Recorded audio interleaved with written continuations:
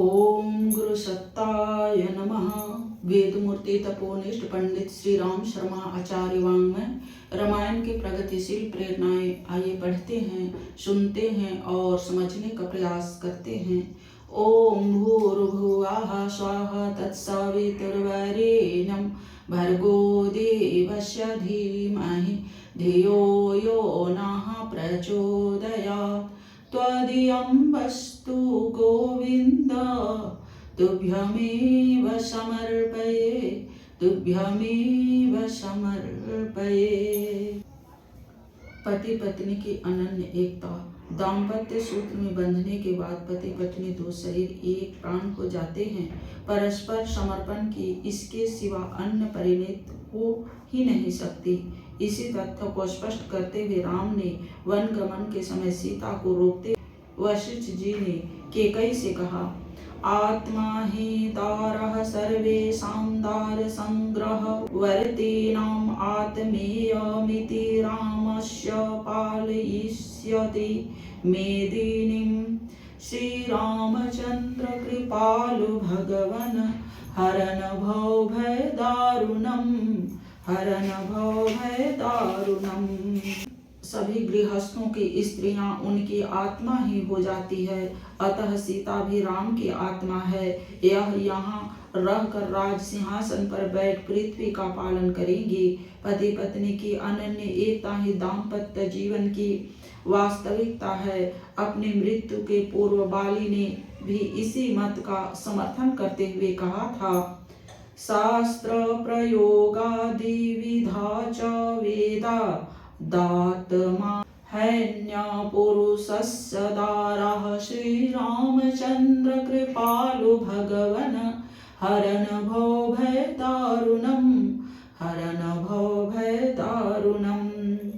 अनेक शास्त्रों और वेदों में भी यह बात लिखी है कि स्त्री और पुरुष की आत्मा अलग अलग नहीं होती। दाम्पत्य जीवन का लक्ष्य भोग नहीं, संयम पूर्वक कर्तव्य पालन है। चित्रकूट निवास के समय राम सीता से कहते, वैदेही रमसे कचित् चित्रकूटे मया सह पश्यन्ति विविधान् भवान् मनोवाक्या संयतान्। श्रीरामचंद्र कृपालु भगवन् हरन् भव भय दारुणम्, हरन् भव भय दारुणम्। हे वैदेही, मेरे साथ इस चित्रकूट पर्वत पर मन वचन और देह को वश में कर लेने वाले इन विविध साधनों को देखते रावण प्रसन्न होता है कि नहीं। दाम्पत्य सुख भोग और परिस्थितियों पर आधारित न होकर परस्पर तालमेल एवं प्रेम भाव पर आधारित है। चित्रकूट में निवास कर रहे राम के सुखी गृहस्थ जीवन की झांकी राम के इन वचनों से प्रकट होती है। लक्ष्मणस्य चापि धर्मात्मा मणिदेशे व्यवस्थितः त्वां चानुकूला वैदेही प्रीति जनयतो मम। श्रीरामचंद्र कृपालु भगवन् हरन् भव भय दारुणम्, हरन् भव भय दारुणम्।